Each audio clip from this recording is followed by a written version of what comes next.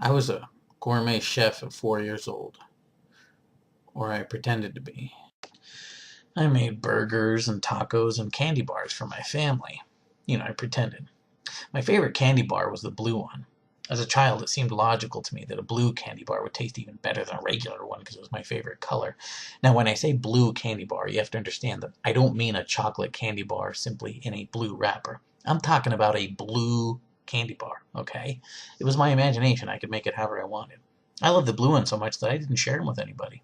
Not that anyone cared. My food was imaginary. I would pantomime handing people my own elemental cuisine.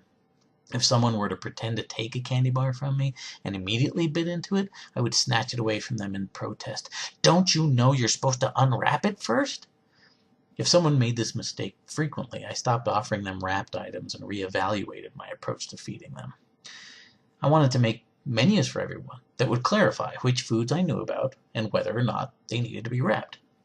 The problem was, as a toddler, I couldn't write that well, and I didn't like to ask for help, so I made a visual instruction manual, though my drawings were only slightly better than my writing.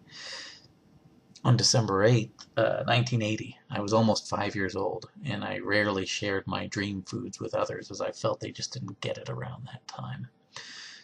That day, the TV continuously spoke of a man named John Lennon who had been shot. I knew his face, but wasn't very sure who he was. My mom was crying. I didn't fully understand, but I was concerned.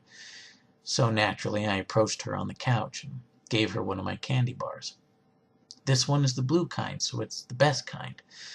Mom smiled sadly and took it from me. She slowly pretended to remove the wrapper and eat the candy bar.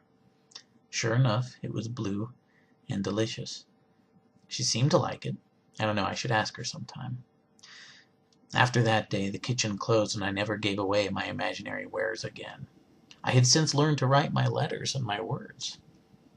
Although, to this day, people still don't always know whether I wrapped it up for them or if it's just something blue inside me.